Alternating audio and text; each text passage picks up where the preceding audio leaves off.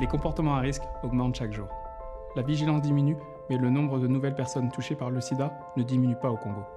Dans cette guerre sanitaire contre la maladie, le dépistage est essentiel pour éviter la propagation et est vital pour que les personnes affectées soient prises en charge et bénéficient d'un traitement médical. Aujourd'hui, une personne sur deux au Congo ne connaît pas son statut. Je suis séronégative. Je suis séropositif. Le gouvernement et de nombreuses associations mettent à disposition des centres de proximité avec du personnel soignant et des docteurs prêts à aider, renseigner, dépister, prévenir et accompagner gratuitement. Le dépistage est simple, anonyme, rapide, sans jugement. Ils vous attendent. Ils nous attendent.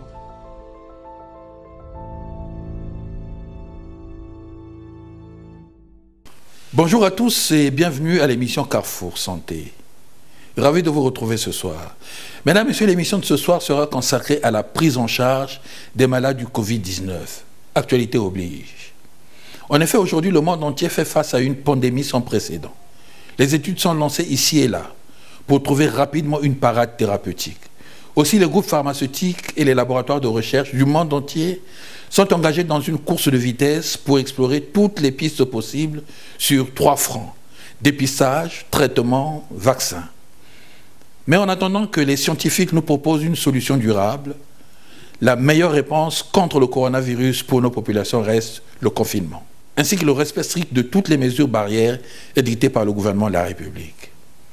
Pour répondre à nos nombreuses interrogations, j'ai invité sur ce plateau le médecin capitaine Médard Amona, spécialiste des maladies infectieuses et tropicales, membre de la commission prise en charge du Covid-19.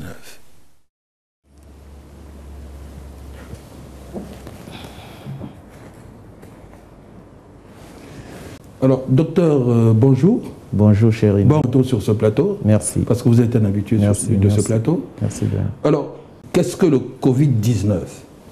Bon, le Covid-19 est une maladie infectieuse qui est due à un virus qu'on appelle SARS-CoV-2 qui a été identifié pour la première fois en décembre 2019 en Chine, dans la région de Wuhan, où est partie l'épidémie à maladie à coronavirus.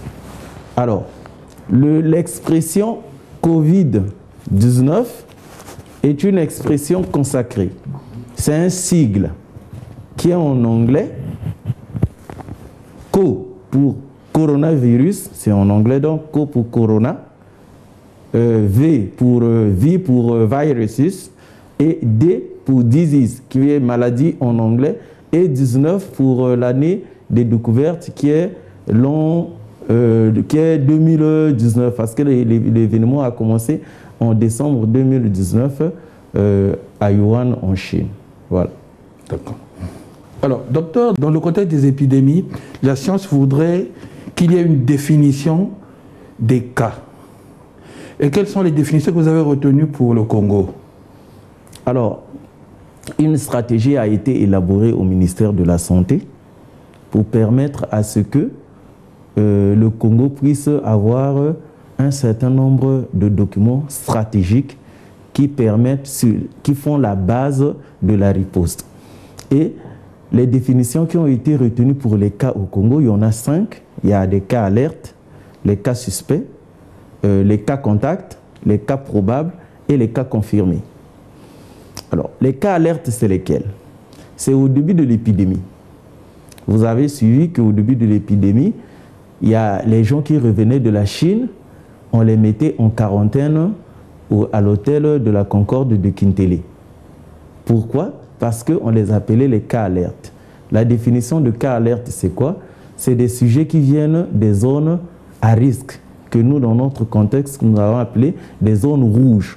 Donc, notamment la Chine, parce que au mois de janvier et de février, au début du mois de février, l'épidémie n'était pas encore en Europe.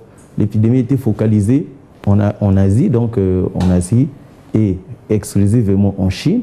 Donc à cette période-là, les sujets qui venaient de la Chine, nous on les définissons comme étant des cas alertes. Cas alertes, pourquoi? Parce qu'ils venaient des zones qui sont déjà contaminées. Et donc l'objectif était de les mettre en quarantaine pour que l'épidémie ne rentre pas dans le pays. Et au cours de la quarantaine, si et seulement si qu'une personne qui est en quarantaine, donc un cas alerte, arrive à développer des symptômes de la maladie, c'est-à-dire qu'il arrive à présenter une fièvre, une toux sèche, une fatigue, un mal de gorge, c'est-à-dire toute la symptomatologie classique de la grippe. À partir de ce moment, ce cas qui était un cas alerte, il passait à la définition du cas suspect. Il devient un cas suspect. Alors, à partir de ce moment, il est traité comme un cas suspect. Donc, pour nous, jusqu'à preuve de contraire, un cas suspect, c'est un sujet qui présente des symptômes. Maintenant, un cas contact, c'est quoi? C'est une personne qui a été en contact avec un cas qui a été confirmé. Il présente des symptômes. C'est un cas suspect. Quand on a fait le diagnostic, c'est-à-dire on lui a réalisé des prélèvements, ces prélèvements ont été envoyés au laboratoire. Il a été testé positif à la maladie. À partir de ce moment, il devient un cas confirmé, donc un cas positif. Maintenant, ce cas positif, je prends un exemple. Vous êtes sur le plateau avec moi. Si et seulement si à la maison, moi je viens de la Chine, au début de l'épidémie, je suis un cas alerte. Quelque temps après, je développe des signes, je deviens un cas suspect. On me prend, on m'amène au laboratoire, ou bien on vient me faire le prélèvement là où je suis. On fait les tests au laboratoire, on dit que je suis positif, donc je deviens un cas confirmé. À partir de ce moment-là, tout mon entourage devient des cas, fait des cas contacts. C'est-à-dire, c'est des sujets qui ont été en contact avec une personne qui est malade, donc potentiellement exposés à faire la maladie. Et en dernier, donc la cinquième définition opérationnelle, c'est les cas probables. C'est-à-dire, je suis malade, on m'a testé, je fais des symptômes, on me prend par les équipes qui s'occupent des gens qui sont malades, on me teste, donc après, on réalise que je suis porteur du virus, donc je suis cas confirmé. Maintenant, immédiatement, dans la même période, dans mon entourage, s'il y a quelqu'un qui développe les symptômes, alors de la maladie, donc c'est-à-dire un syndrome grippal, tel que nous avons dit, à partir de ce moment, il est cas probable, parce qu'il a été en contact. En fait, les cas probables, c'est les contacts qui sont devenus symptomatiques. Voilà. Donc les définitions opérationnelles, c'est cela. Il y a les cas alertes, ceux qui viennent de la Chine, ou moins de l'Europe aujourd'hui. Aujourd'hui, on a dépassé ce stade de définition de cas alerte. On est actuellement, puisque nous sommes en phase épidémique, les cas alertes, c'est quand l'épidémie n'est pas encore arrivée. C'est la phase pré-épidémique qu'on l'appelle. Maintenant qu'on est en phase épidémique, les définitions, c'est les cas suspects, c'est-à-dire ceux qui présentent la maladie, les cas positifs, c'est-à-dire confirmés, les cas confirmés, ceux qui ont été testés positifs à la maladie, les cas contacts, ceux qui ont été en contact avec le malade, qui ne présentent pas les symptômes, et les cas probables, ceux qui ont été en contact avec les malades et qui présentent des symptômes, mais qui ne sont pas encore testés. Voilà. Alors, docteur, moi, je prends un exemple sur moi, ou sur le caméraman, disons. Alors, il ressent les symptômes tels que décrits. Il fait quoi? Mais il est chez lui. Alors, c'est ça l'objet de la communication. En fait. Oui. Quand quelqu'un présente les symptômes en rapport avec une grippe dans ce contexte-ci, jusqu'à preuve de contraire biologique, il est considéré comme un cas suspect. C'est-à-dire, le caméraman, comme vous avez pris l'exemple, est à la maison ou ici au travail. Il commence à présenter une symptomatologie en rapport avec les signes de Covid. Donc, il a un rouillement de la voix, il a une toux sèche, il a mal à la tête, il a perdu le sens du goût, il a l'anusie, on dit, il a perdu le sens de l'odeur, il a l'anosmie. Tous ces signes-là, si quelqu'un les présente dans ce contexte-ci, jusqu'à preuve de contraire, il doit être considéré comme un cas porteur de Covid-19. Quelle est la conduite? Oui. Le 34-34. Il appelle le 34-34. au cas où, parce que l'œuvre de l'homme, il faut reconnaître qu'elle n'est pas parfaite. Il peut y avoir des soucis avec le 34-34. Ils seront dans une structure de santé qui est dédiée à la prise en charge.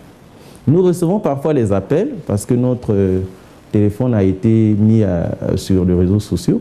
Vos téléphones personnels? Oui, effectivement, oui. Malheureusement. On ne sait pas par quel, c'est pas seulement moi, hein, un certain nombre de collègues, nos téléphones ont été mis sur les réseaux.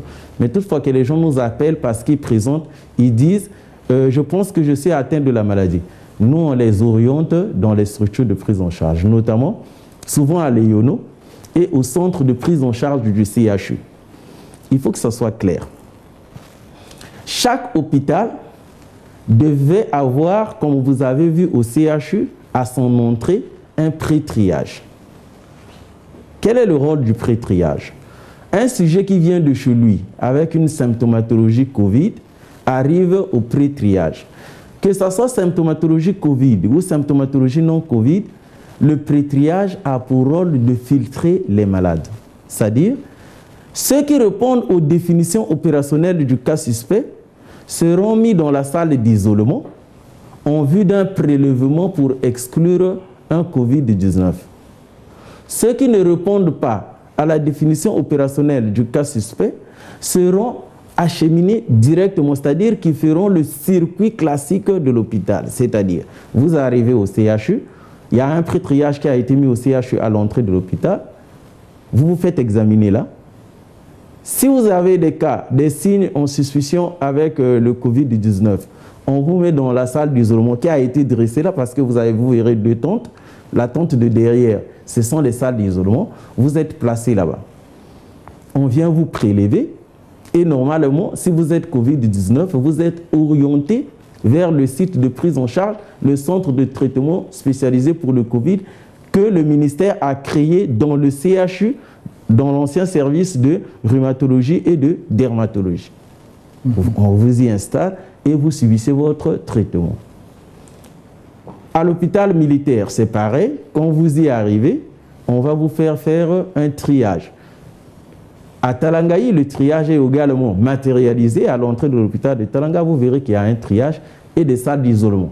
Quand vous y arrivez, si vous êtes suspect de Covid, on vous met dans la salle d'isolement et puis ils appellent les ambulances qui sont stationnées à Léono, qui viennent vous chercher pour vous amener à l'hôpital de Léono pour une prise en charge. Maintenant, nous, quand nous recevons des appels, quand quelqu'un te parle des symptômes qui sont directement en rapport avec la maladie, ça ne sert plus de l'envoyer dans des centres où il va aller subir un pré-triage. Nous les orientons directement à Léono parce que l'hôpital de Léono a été réquisitionné pour la prise en charge des malades. Et les médecins qui y sont examinent le malade.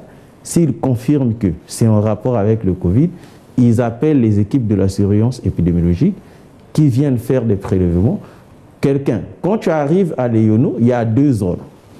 Il y a la zone orange pour les cas suspects et la zone rouge pour les cas confirmés. Donc, quand vous êtes un sujet tout venant, on vous examine. Si on suspecte le Covid, vous êtes placé dans la zone des cas suspects. Ultérieurement, quand votre test est positif, vous êtes placé dans la zone des cas confirmés. Si votre test n'est pas positif, on vous reconduit dans le système classique, c'est-à-dire dans l'une des structures de la pyramide sanitaire classique. D'accord. Soki moto ayi, azana kokoso ya bokono uyi. Alors, akokende na l'hôpital. Donc, soki akomi na l'hôpital, akomona ke liboso ya CHU par exemple, basti ba dispositif ya sikawana. Et ana ba tente ba ti wana pona ko yamba ba malade. Et sikawana bato bako subir bako séparer bato oyo docteur akanisi ke oyo aza Covid pona akende ko subir traitement ya bato ya Covid oyo aza Covid te batinda ye na kata à l'hôpital à suivre circuit na ye normal. Tout ça et apona ko éviter ba kokoso misusu oyo o ba boyi malade kuna ba sali boyi na malade bongo ba kokoso wana ezalate parce que tango moto ayi na kata structure à santé akutani na dispositif oyo ba examiner déjà wana na bato baza protéger pona ko yeba ke moto azana malade te akeno yamba visite na ya docteur net ninga ya mbaka liboso pe mutu mususu oyo ayi oyo on dirait azamala bongo batindika yepe na système oyo et ko permettre ye a droit na ye normalement et a ndenge moko soko ke na l'hôpital militaire au mona toti disposition wana pe pour na triage toti disposition pour na triage soki malade ayi akukuta na kati ya service na biso mbala moko te tokoyamba ye nani na libanda wana to vérifier soki aza malade ya covid to bengi baninga ya leyono bayiko zoaye bakena ye kuna pono ko soigner ou bien baninga ya centre ya prise en charge ya CH bayiko zoaye bakena ye pono ko soigner soki za covid te to kotisi na triage ba docteur ya triage ba yambi ba sali ba examen et puis ba landi ninge ba landaka ba malade nyonso makambo ezo sala banengo wana siko na c'est vrai que mikolele ki tozwaki mwa bakokoso ni bongo na ntango na lobi na lopoto na lobi ke biloko oyo moto asalaka ekoko ala lokola ya nzambe te. L'œuvre de l'homme n'est jamais parfaite. C'est pour ça que to lobi que bakokoso eyalaki mais tozo bunda na kati na ngo bongo to bungama ekoma ndenge mosusu mais lelo yo soki bato bake na CH bazomona ke triage za wana bazo yamanani bato wana avant bato bake na kati ya ba structure à l'hôpital militaire na kati ya hôpital militaire eza effectif soko ke na l'hôpital militaire skasko soki to dongoli to ke kuna okomona ke bakoyamba biso nani na veronda wana pona basta la tri et puis na sema bakotisi biso na kati ya ba service. D'accord. OK. Toyokani. Alors, est-ce que vous pouvez me parler du protocole médical que vous appliquez dans le cas du coronavirus? Bon, le protocole médical, il existe. Un guide de prise en charge a été rédigé. Mais nous écoutons parfois, on dit, bon, c'est un secret de Polichinelle, on ne voit pas le guide. Non, on ne veut pas vilipender le guide pour éviter un truc, les automédications. Parce que nous savons que en Afrique... C'est réservé aux médecins. C'est réservé aux médecins. Tous les médecins doivent avoir accès au guide de prise en charge. Mais on ne veut pas le mettre à la disposition du grand public, de toute la population, parce que ça va produire l'effet contraire. Il y a un risque d'automédication et puis, bon, quand les gens vont commencer à prendre les médicaments que nous avons prévus pour le traitement du Covid, et puis après, qu'est-ce que nous ferons quand ils vont présenter la maladie? Y a-t-il des personnes aujourd'hui testées positives au Covid-19 et qui refusent de venir au centre? C'est l'une des... Vous savez, la maladie à Covid-19 là, pose des sérieux problèmes du fait de l'acceptabilité. Pourquoi? On est habitué à avoir des malades qui présentent des symptômes, c'est-à-dire, je ne me sens pas bien, je constate que mon organisme n'est pas en train de réagir bien par rapport à la maladie. En un mot, je suis en train de m'aggraver. Je vais à l'hôpital. Le docteur m'examine. Il se rend compte que le degré de ma maladie ou la gravité de ma maladie exige une hospitalisation. Il m'hospitalise. Il me donne le traitement pendant 5-7 jours. Il se rend compte que je suis un peu mieux. Les paramètres se sont améliorés, cliniques comme biologiques. Il me demande où est radiologique, voir. Il me demande de rentrer. Je vais faire la poursuite du traitement à la maison. Parce que à cet instant-là, ma vie n'est plus en danger. Je vais à la maison continuer mon traitement. Mais avec le Covid, ce n'est pas la même chose. Parce que le Covid, c'est une épidémie. Et quand nous sommes en épidémie, l'un des piliers du succès, c'est rompre la chaîne de contamination. C'est-à-dire éviter qu'une personne qui est malade ait la capacité ou l'aptitude à transmettre la maladie à autrui. C'est pour ça que les gens qui sont testés positifs doivent obligatoirement être mis en isolement. Toute personne qui est testée positive au Covid doit normalement être mis en isolement. Et c'est là que le bas blesse. Parce que on te demande, on t'a d'abord fait un test Parce que ton frère a fait les symptômes de la grippe, on l'a testé, il est positif, il a été hospitalisé à Léono. Là-bas, les équipes de surveillance épidémiologique sont passées faire le répertoire des sujets contacts que nous avons définis tout à l'heure. Tu es à la maison, on vient, on te prélève, 2 jours ou 3 jours après, on t'appelle pour te dire que tu es positif. Mais cliniquement, tu ne présentes rien. Tu es un porteur sain. Tu n'as ni mal à la tête, ni vomissement, ni céphalée, tu n'as absolument rien. Mais on te dit, tu dois aller à l'hôpital. On doit te prendre pour t'amener à l'hôpital. C'est là que les gens disent que finalement, la maladie en question, c'est une farce. Parce que moi, je ne suis pas malade. Soit disons qu'on m'a testé. Vous voyez, c'est de là que part même le doute qu'on a sur le diagnostic. On est habitué à être malade, à l'hôpital, on te soigne. Mais là, on te dit que tu es malade, cliniquement, tu n'as rien. La tendance est à aller vers le doute. Mais on ne doit pas douter. Parce que c'est le mode d'évolution de l'épidémie qui est comme ça. Il a été décrit que dans d'autres pays, il y a eu des porteurs sains. On en a ici. Des gens qui sont testés positifs, que nous mettons en isolement. Au début, ils sont positifs. À la fin du traitement que nous sommes en train d'administrer, ils deviennent négatifs. Mais durant toute cette période, ils n'ont présenté aucun symptôme. C'est seulement la positivité du test et la négativité du test qui permettent de savoir que celui-là a porté le virus pendant une certaine période.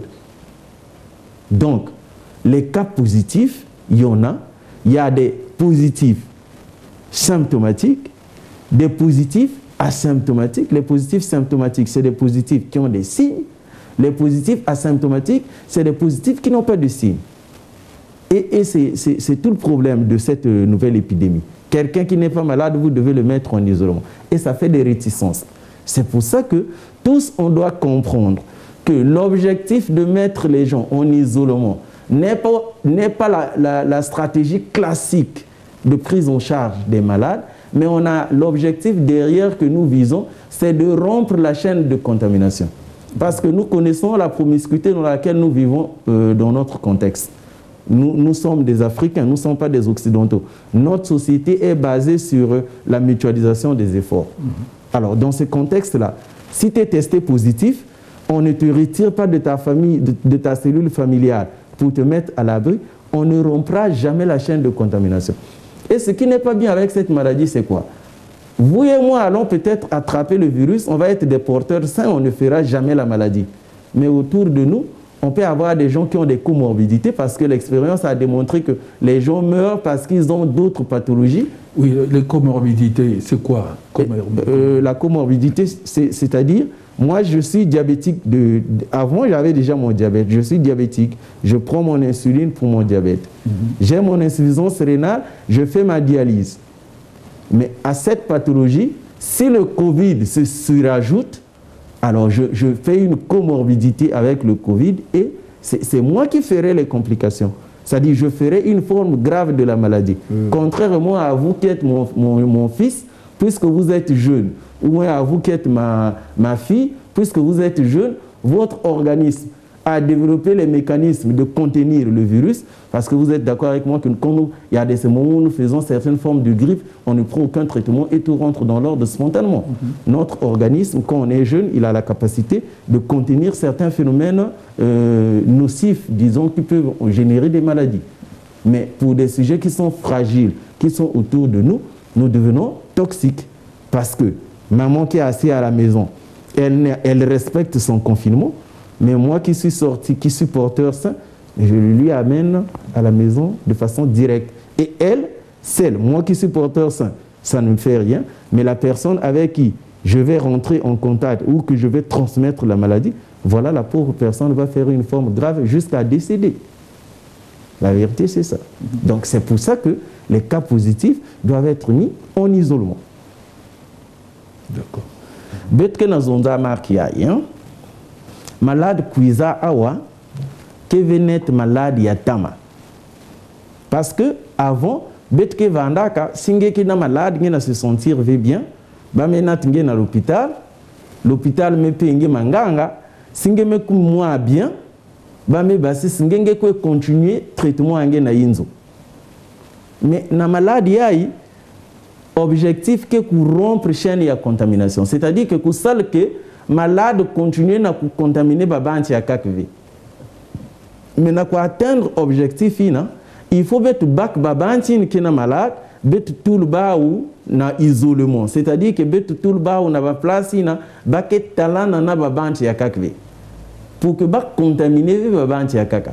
Parce que nge mutu ke na maladie na mekuiza nge na salave ba symptômes par exemple nge ke positive mais nge na salave ba symptômes nge ke pesi ya una ba banti ni ke tout autour de nge mais si ba banti ni ke na ba maladie ya kaka net diabète net insuffisance rénale monti ni ke déjà na diabète si covid qui s'ajouter na zula diabète yan ke na ya ou déjà monti ni ke ça forme grave ou quelqu'un qui n'importe quelle comorbidité montre que na VIH yandi yanki vanda yandi bien que no manganga yandi ngeke parent yandi ngiba me tester ngeke positif ngeme kwen na yandi na inzo ngeme contaminé yandi voix bedal yandi yake ça forme grave parce que beke vena ba défense façon ba nzuto abeno ya ku réagir na malade qui veut façon aussi yandi yake déjà en défaveur parce que nous avons déjà fragilisé. Le système immunitaire a déjà fragilisé. Na maladie qui n'a pas été. Alors, si on montre qu'il y a une drépanocytose, quelqu'un qui montre qu'il y a une drépanocytose, qui a un vaccin de Covid, il y a de fortes chances qu'il y a une forme grave. Donc, c'est pour ça que, si on a testé que positif, il faut que dans l'hôpital, comme ça, isolement. Parce que base, il y a rupture, il y a chaîne, il y a contamination, il y a que isolement. Si vous avez un isolement, parce que dans il y a un mouvement, il y a que les Chinois qui réussir à cousin malade. Bet que natala na ba télévision wa faso ba français qui na noana ya ba italien qui na noana ya ba espagnol qui na noana ya mais yin ke ba puissance même ba États-Unis qui na noana ya bet que natala na télévision bet news que natala bon yin ke ba bande qui na ba mbongo ba ke salama nganga ba vet ni ba mutu ke fabriquer ba manga ba appareil ni ba ke salama bande ba réanimation ni ba mutu ke fabriquer ya ba ke en difficulté à plus forte raison betoa ni marqué na faut beto respecter ba consigne ya keiki si ba me testing positif koen côté ba na zabsa ba ke na baka ba bantu soin avant bet le na comprendre parce que ba condition va ndave mais boubou yaï l'état met tout là hôtel de la Concorde à la disposition il y a malade donc si ngena malade ba me ko tour ngena hôtel à la Concorde hôtel à la Concorde ba image ke luta betala ba autorité kwenda kuna ko italia. Il y a que hôtel, il y a que propre, la condition que kuna. Donc, si c'est que pour ça, bah bande l'un des études avec na kwenda parce que si bet salvé marqué na saison sèche il y a que na cuisa bet que ça a façon à réagir. Déjà de façon naturelle quoi coup, l'air bet que va na saison sèche bet que ça la ba grippe. Maintenant na Covid il y a l'air saison sèche que cuisa bet que réagir ou façon on ne sait pas. Bet que ça avait quelle entrée bet que va na ou na saison sèche. Donc, bah bande qui est positif il faut bien battre la mesure pour faire en sorte que la chaîne de contamination continue. Malade s'arrêter. Et malade qui s'arrêter si c'est seulement si la Chine met l'Inde parce que baka bante news vanda positive. Met tout le hôpital. Yin qui vanda contact ya bante vanda positive met tout ba on a stade. Et puis le reste de la population met confiné, met pulvériser va ville news épidémie mais s'arrêter. C'est vrai que Boubouya est baké na baka ya kaka, mais baka yi n'est que baka importé. Il y a que baka de transmission locale.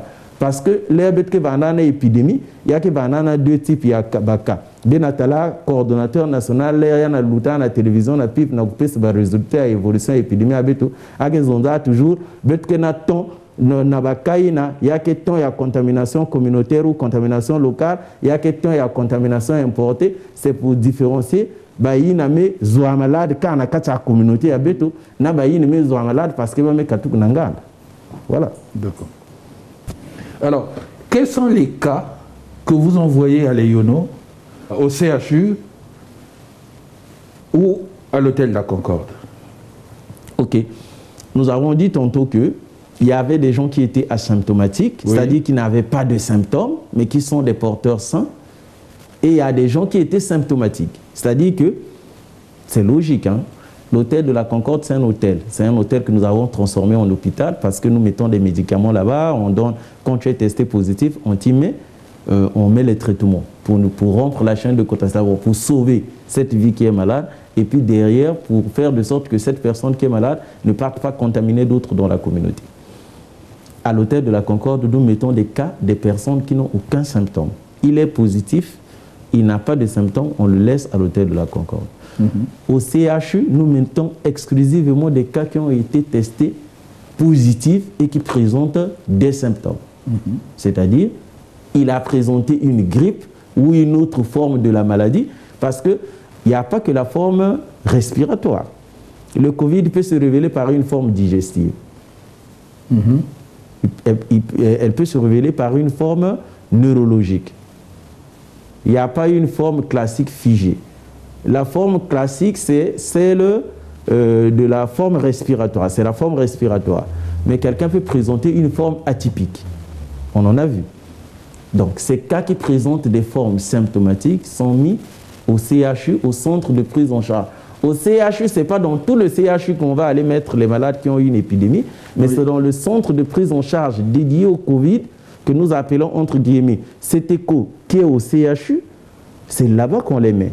Mais non, lesquels vont à Léono? La structure de Léono, elle est en cours de réfection. Elle aura au finish, nous mettons déjà les malades parce qu'on n'a pas le temps d'attendre que nous finissons des aménagements pour mettre les malades à Léono. La structure de Léono a 2 zones. Il y a une zone orange pour les cas suspects, comme j'ai dit tantôt, c'est-à-dire quelqu'un qui présente les symptômes. On ne sait pas s'il sera Covid ou ne le sera pas. On le met en zone orange pour les cas suspects. Et il y a une zone rouge pour les cas confirmés, c'est-à-dire ceux qui ont été testés positifs. Mais pour tout le Léono, c'est que les gens qui présentent des symptômes. Parce que ce soit au CHU, que ce soit à Léono, dans le temps, il faut qu'on arrive à prendre en charge les malades du point de vue respiratoire. C'est-à-dire, si quelqu'un a besoin d'oxygène, là, ça se fait. Les malades, quand ils arrivent, ils sont branchés à l'oxygène quand ils ont besoin de l'oxygène. Mais il faut qu'on arrive à mettre des intubations, c'est-à-dire à mettre les malades sous respirateur au cas où on en a. Au cas où on a des malades qui exigent cette modalité de prise en charge. Voilà. Donc, ceux qui vont à Kitélé, c'est ceux qui sont asymptomatiques. Léono et le CHU. Le CHU, c'est pour les cas confirmés. Et Léono, c'est pour les cas et confirmés et suspects, parce qu'il y a 2 zones, une zone orange et une zone rouge. Docteur, est-ce que toutes les personnes qui guérissent du Covid-19 sont-elles immunisées? Il n'y a pas eu, puisque les données scientifiques sont en cours d'évolution. Rien n'est statique avec le Covid. C'est un nouvel événement qui est arrivé. Il y a des données qui sortent tous les jours.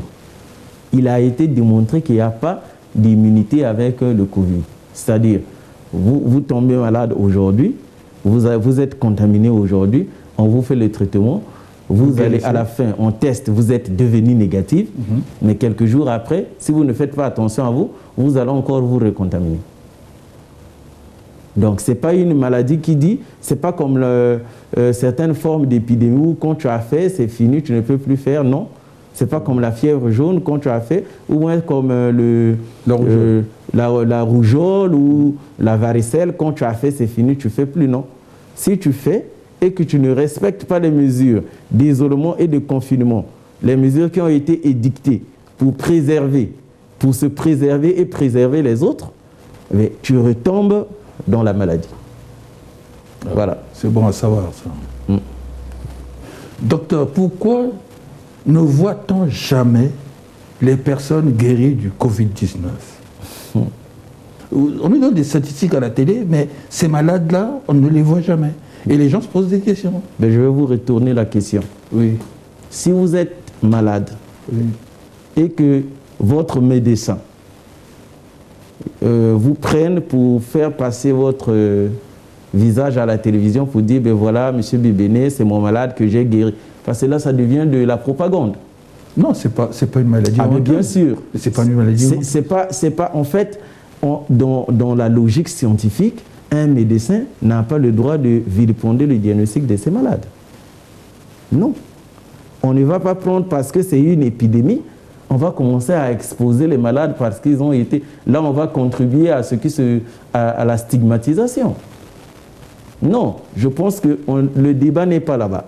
Le débat n'est pas à voir les malades qu'on nous montre à la télé en Europe, en France, aux États-Unis tous les jours. C'est des malades déjà. Oui, mais on n'est pas aux États-Unis. On est au Congo. Non, moi je parle du Congo. Moi. La maladie est... Parce que cette tendance, c'est la tendance qui dit que oui, la maladie n'existe pas, c'est une invention. Elle dit non, la maladie est bien là, elle est réelle. Maintenant, les gens qui ont été guéris de la maladie, ce n'est pas aux médecins de dire aux médias ou bien de venir faire filmer ces malades parce qu'il faut rassurer la population que la maladie est là. Je pense qu'il faut organiser des émissions avec les gens qui ont été guéris, vous demandez leur consentement simplement. Si vous connaissez, on a des gens qui ont été guéris, je pense qu'on peut rentrer en contact avec nos malades, on les demandera, ceux qui sont disposés à faire des émissions concernant leur guérison. Non, ceux qui sont disposés à témoigner. À témoigner, disons, effectivement, ils passeront leur témoignage. Mais ça, c'est à la discrétion du malade. Enfin, on ne va pas prendre un malade ou on ne va pas organiser des séances où on vient, on filme les gens pour faire plaisir à la communauté sous prétexte. Ça, c'est aller à l'encontre de l'éthique médicale. D'accord. Parlez-nous des masques et des gants. On va aller pas à pas. Oui, mais bon, ça vous avez... Le masque, oui. On va parler du masque. Après, on parlera des gants. Et puis, comme ça, le masque d'abord. Le masque, c'est un outil qui a été longtemps utilisé à l'hôpital dans le contexte PCI, c'est-à-dire prévention et contrôle de l'infection. C'est des expressions consacrées. Mais ce qu'on a constaté sur le terrain, c'est le fait que le masque, il protège. Parce que le mécanisme de contamination se fait à partir des gouttelettes. C'est-à-dire, moi je suis malade, quand je parle, j'émets les gouttelettes. Si et seulement si ces gouttelettes tombent sur votre bouche, rentrent dans vos narines ou touchent vos yeux, je vous contamine. C'est pour ça que c'est de là qu'est partie la mesure de la distanciation sociale. Parce que si je suis à plus d'1 mètre de vous, mes gouttelettes ne vont pas arriver jusqu'à vous. C'est de là qu'est partie la distanciation sociale. C'est-à-dire que le fait de parler les uns avec les autres à 1 mètre au moins. Maintenant, l'usage du masque, c'est là que le bas blesse. Nous remarquons que le masque est utilisé de façon que ça peut constituer un problème. C'est-à-dire? J'ai mon masque. Oui. Je vais l'enlever et je vais prendre un autre pour illustrer. Vous avez vu, j'ai enlevé mon masque. Je m'arrange à ne pas toucher la face extérieure du masque. Pourquoi? Parce que cette face est censée avoir été en contact avec autrui. Donc, on suppose que la face extérieure du masque a été exposée à autrui. Et dans autrui, il y a peut-être des gens qui sont contaminés. Donc, cette face-ci est contaminée. Alors, quand j'enlève le masque et que je porte mes mains, je touche cette face extérieure, ça veut dire que je n'ai rien compris, je n'ai rien fait. Si j'ai enlevé mon masque, le deuxième geste qui suit, c'est le mettre dans la poubelle. Le troisième geste qui suit, c'est me désinfecter les mains. Oui, mais il y a une façon de mettre le masque aussi. Il y a une façon de poser. Oui. On va en arriver. Il faut qu'on comprenne d'abord que la face exposée du masque n'est pas à déposer sur les tables. Un masque qui a été retiré, il doit être mis dans la poubelle et refermé. Un masque en tissu qui a été utilisé, Quand on l'enlève, c'est pour le mettre dans le seau qui a de l'eau avec un détergent pour le nettoyer. Parce que quand vous avez plongé le masque en tissu, quand vous l'enlevez, vous le plongez dans un récipient qui contient du détergent, automatiquement le virus est éliminé. Vous ne vous exposez pas au risque. Qu'est-ce que nous constatons à la cité? Quelqu'un met le masque, après il le met sous le menton. Quelqu'un enlève le masque, il le dépose quelque part, après il le reprend, il le remet. C'est des gestes à risque. Alors si c'est dans ces contextes-là, dans ces conditions-là, le masque devient plus un facteur de risque qu'un facteur protégeant. Comment on doit mettre les masques? Avant de mettre le masque, je vais utiliser la solution hydroalcoolique parce que nous sommes devant un plateau de télé, mais dans les mesures de prévention, c'est mieux d'utiliser l'eau et le savon. C'est moins cher parce que ce flacon-ci, il coûte 2500 actuellement à Brazzaville et ce n'est pas donné à tout le monde. Il faut que les gens apprennent à se laver régulièrement les mains à l'eau et au savon. Les solutions hydroalcooliques, pour nous, je pense que c'est trop demandé, c'est onéreux. Puisque, regardez la quantité que je mets. Pourquoi? Parce que quand je vais badigeonner mes mains, il faut que je mouille la totalité de mes mains. Je mouille la totalité. La face plantaire, comme la face dorsale de mes mains, et les espaces interdigitaux. Mais vous voyez la quantité de solutions que j'ai versées pour pouvoir faire cet exercice-là. Parce que je vois des gens utiliser la solution hydroalcoolique seulement sur la face interne des mains. La face plantaire, ils utilisent là, et le dos de la pas mouillé. C'est pas un lavage là. Il faut que les mains soient lavées. Comme je vois aussi d'aucuns qui utilisent l'eau pour laver les mains sans pourtant utiliser le savon. Ça, c'est pas un lavage. Alors, une fois que j'ai badigeonné mes mains, je prends mon masque. Vous avez vu que je l'ai protégé. C'est pour ne pas qu'il reste en contact avec d'autres substances. Je ne tiens ni la face interne, ni la face externe. Je tiens à travers les fils. Et puis, j'identifie la partie métallique. Sur tout masque, il y a toujours un dispositif en haut qui permet d'orienter le sens du masque. Parce que le dispositif métallique, c'est lui qui permettra au masque de s'amarrer à la racine de mon nez. Pour ne pas que le masque tombe. Donc, je vérifie l'étanchéité de mon masque. Il n'y a pas de trou. Il n'est pas défectueux. À partir de ce moment, je l'arrime. Vous voyez, depuis là, je n'ai pas touché la face extérieure de mon masque. Je pince à la racine de mon nez. Le fer métallique qui est là, je le pince et je tire vers le bas. Voilà, j'ai mis mon masque. À partir de ce moment où je l'ai mis, je n'ai plus le droit de tenir la face extérieure de mon masque, ni de le déposer où que ce soit. La prochaine fois que je le tiendrai par ces fils, c'est quand je vais l'enlever, soit pour le mettre dans la poubelle, soit pour le mettre dans la solution de détergent. Je n'ai pas le droit d'enlever, de retirer, de reposer, de retirer, de reposer mon masque. Je favorise la contamination. Oui. Ça se nettoie, ça? Quand les masques ont été, on a dit, dispositif médical à usage unique. Ah, usage unique. Okay. Celui que vous et moi nous utilisons là, une fois qu'on l'a mis dans la poubelle, on n'a plus à aller le chercher pour le nettoyer, le repasser et puis le réutiliser. Non, non, c'est pas bon. D'accord. C'est un dispositif médical à usage unique. Maintenant, puisque nous ne sommes pas en Occident ici, hein, nous sommes un pays sous-développé, donc on va créer les conditions telles que les gens qui sont avisés l'ont fait. Ils ont fabriqué des masques en tissu. Oui. C'est une bonne alternative pour nos pays. Mais sauf que quand on a mis son masque, on ne le retire pas. Et quand on ne le retire pas pour le déposer quelque part, on ne le retire pas pour le tenir à la main.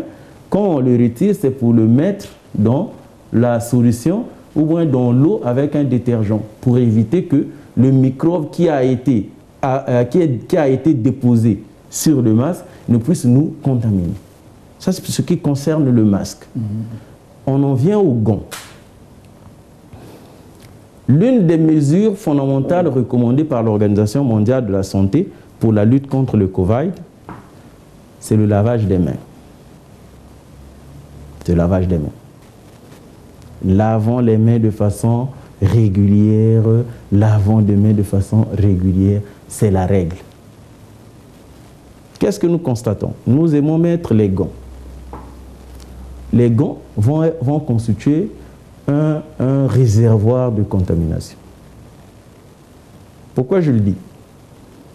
Quand vous êtes sans gants, vous faites attention à tout. Quand vous n'avez pas vos gants, vous faites attention à tout. Parce que vous vous dites, je suis exposé. Mais dès l'instant où vous mettez les gants, dans votre moi inconscient, vous êtes tranquille. Vous vous dites que je suis protégé. Et vous allez faire d'amalgame. Parce que j'ai remarqué, certaines personnes à la cité, il a ses gants, ils vont au marché, ou bien il est dans une station à essence, il a les gants. Les gens viennent, ils prennent l'argent, ils disent, paf, il a un appel téléphonique. Un appel téléphonique. Il ne prend pas le soin de retirer les gants parce qu'ils sont censés être contaminés. Il répond à son appel avec ses gants. Vous imaginez un peu ce que ça veut dire? J'ai les gants que j'ai mis parce que je me protège du virus. Je reçois un appel téléphonique, je réponds avec les gants. Donc ça veut dire que si par inadvertance, le microbe est passé sur le gant, je le dépose automatiquement sur le téléphone. À quoi ça a servi de mettre les gants? En plus de ça, les gants, quand vous les mettez, avant de mettre les gants, on doit se laver les mains. Après avoir enlevé les gants, il faut se relaver les mains. Bon, quand vous enlevez, vous répondez au téléphone, ou bien vous répondez directement au téléphone. Après, vous repochez, vous remettez la même paire de gants. Ce n'est pas logique. Non. L'usage des gants, à mon humble avis, je pense que c'est un usage exagéré. Déjà, même si quelqu'un a déposé le virus ici, si je vais passer ma main là, dès l'instant où je nettoie mes mains, dès l'instant où j'ai nettoyé mes mains avec ma solution hydroalcoolique ou mon eau avec du savon, ben, je me suis fait débarrasser le virus de mes mains. Pourquoi dois-je mettre les gants? On a vu sur Internet un monsieur avec les gants, le doigt dans la bouche. Il a mis ses gants, mais il a son index parce que c'est un réflexe. Nous portons notre main à la face à plusieurs reprises on se rend plus compte, sans se rendre compte. Oui, oui. Alors quand on a mis les gants, dans la tête on se dit qu'on est protégé et on va faire beaucoup d'erreurs. Tu as touché quelque part où c'est contaminé, tu portes la main au front, tu as déposé le virus au front. Quand tu enlèveras le gant, le virus il est resté là. Quand tu enlèveras les gants, tu ne sauras plus qu'à un certain moment tu avais touché ta face. Et tu repasseras ta main là, après tu mets la main sur la face ou en contact des yeux, bon, ça chatouille un peu l'œil, tu es contaminé. Ça chatouille un peu le nez, tu touches, tu es contaminé. C'est une mesure à prendre avec beaucoup de réserve. Parce que les gants, c'est bien, mais pour nous, nous pensons que c'est une mesure exagérée. Le lavage des mains est largement suffisant. Il suffit que nous lavions les mains à répétition. Voilà. Okay. Sur les masques, je tenais à rendre hommage à Mme Akoso Anastasie, qui la première a pris l'initiative de les confectionner et de les mettre en ligne. Ce soir, je tiens à lui rendre hommage. Et continue à les fabriquer. C'est une bonne initiative. Oui, oui. Vous savez, on est calqué sur la logique française. La France, au début, ne voulait pas des masques en tissu. Mais la réalité est qu'aujourd'hui, en France, on utilise des masques en tissu. C'est une bonne initiative. Il y a aussi Mme Assitou Kanté-Sissé, qui a pris l'initiative aussi de fabriquer des masques en tissu. Et pour l'instant, ça se passe très bien. Et je tenais dans cette émission à leur rendre hommage. La répétition est la mère de la pédagogie. Est-ce que, docteur, vous pouvez rappeler les mesures barrières? Il y a 4 mesures barrières. Il y a le lavage des mains, tête de la liste.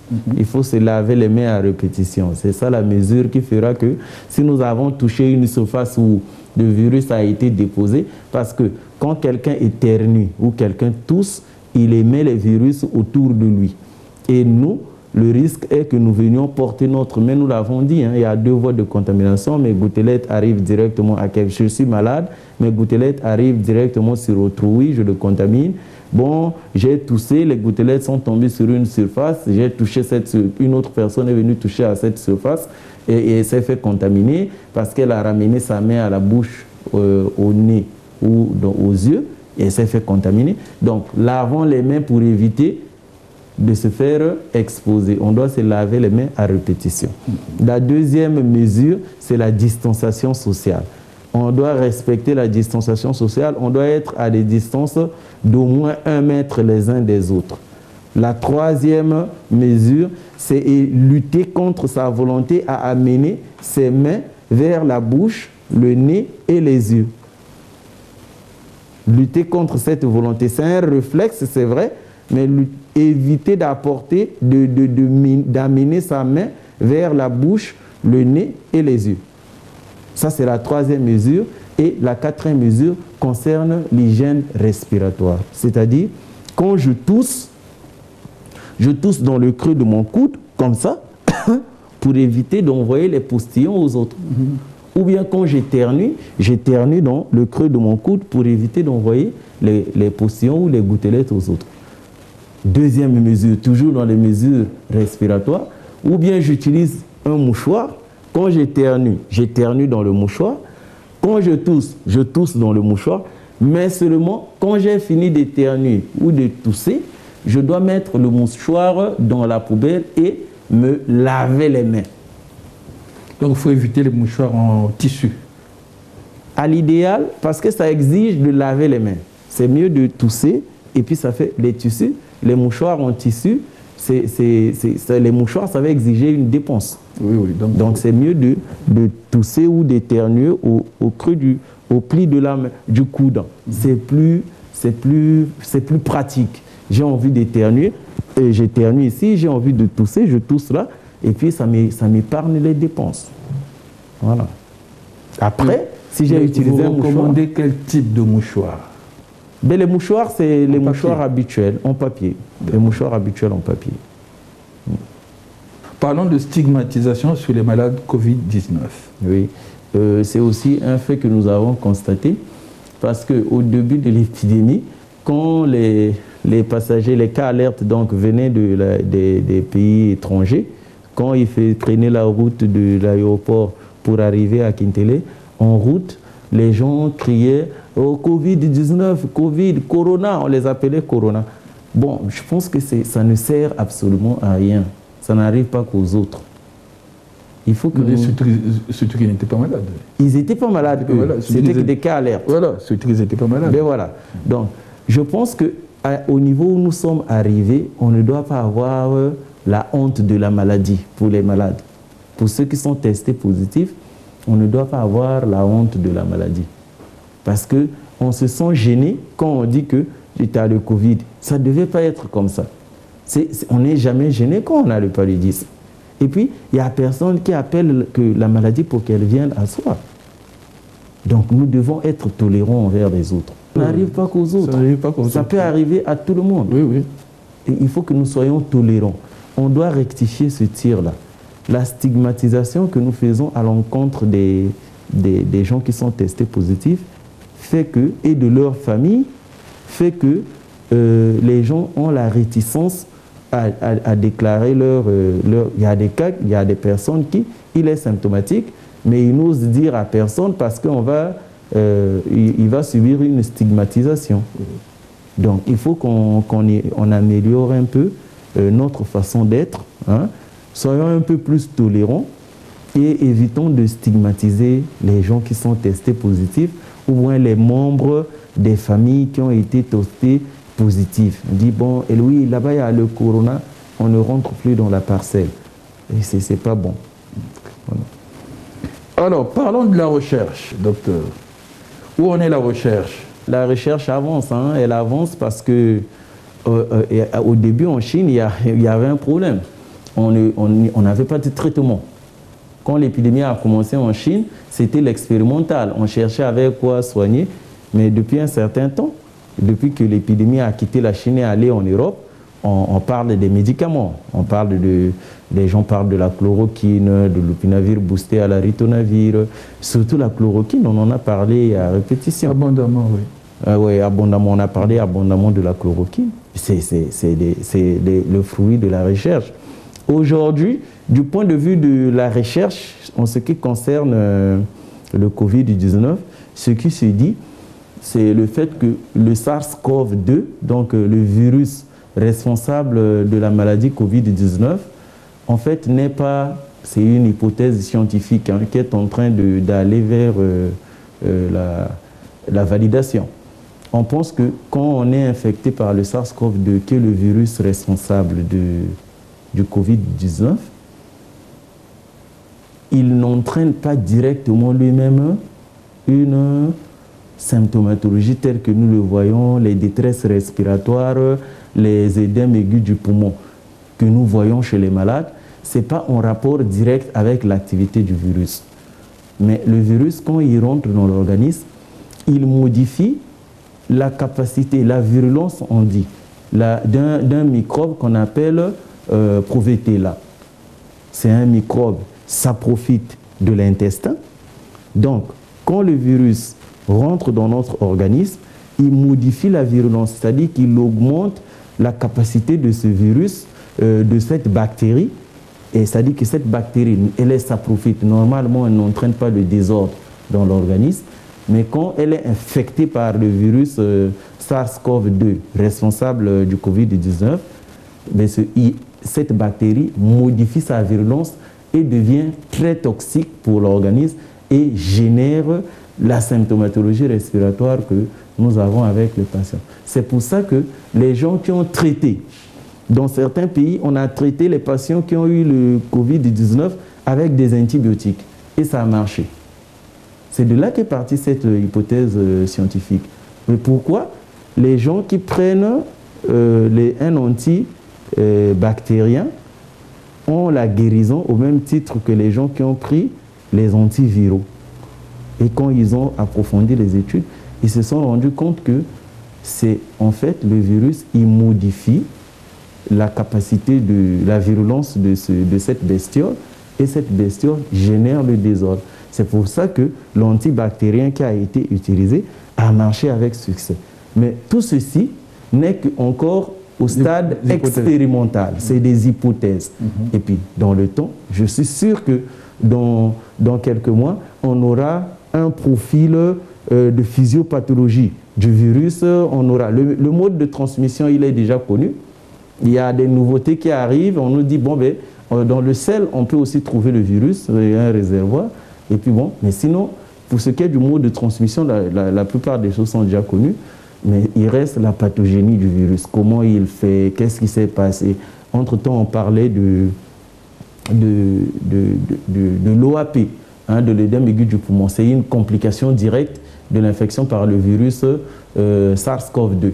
Et cet œdème aigu du poumon a fait que, quand on a constaté cette complication, ça a fait que dans les protocoles de prise en charge, puisque l'œdème aigu du poumon, c'est une des complications de la maladie, on a intégré la prise des anticoagulants de façon systématique chez les malades qui présentent des formes un peu sévères. C'est-à-dire quand quelqu'un vient avec une détresse respiratoire, on met l'anticoagulant. Mais on est en train de voir comment est-ce qu'il faut le généraliser, même pour les malades qui sont asymptomatiques, est-ce qu'il faut les laisser? Mais on est en train des études avec le temps, ils nous diront. Mais sinon, de façon systématique, les gens sont mis sous anticoagulants pour prévenir effectivement cette complication, pour qu'on n'ait pas de décès. Parce qu'à long terme, l'objectif est de faire en sorte que les gens ne décèdent pas de façon comme nous voyons dans d'autres pays. Voilà. Dernier mot, docteur? Ou un conseil? Un conseil pour la population. Oui.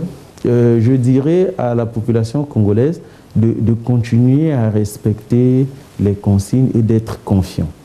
Ne plongeons pas dans la phobie. La peur, c'est vrai que c'est un événement de nouveau. On n'en connaît ni tenant ni aboutissant. Mais ne plongeons pas dans la peur. Restons sereins respectant les mesures qui ont été édictées, je pense qu'on s'en sortira. Je pense qu'avec un peu de grâce, on s'en sortira.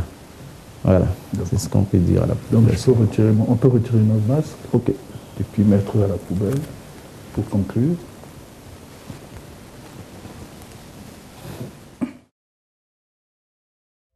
Je suis séropositif. Je l'ai longtemps caché car il y a une ignorance qui conduit à une certaine hostilité. C'est d'ailleurs pourquoi les gens hésitent à se faire tester ou à se faire soigner s'ils sont affectés. J'avais honte.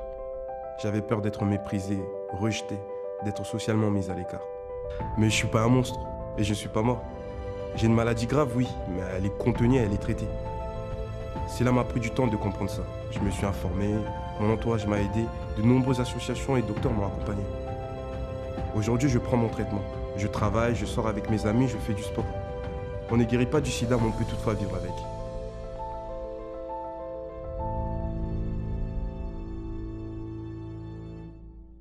Mesdames, Messieurs, c'est la fin de cette émission. Ce soir, nous avons parlé de la prise en charge des malades du Covid-19 au Congo.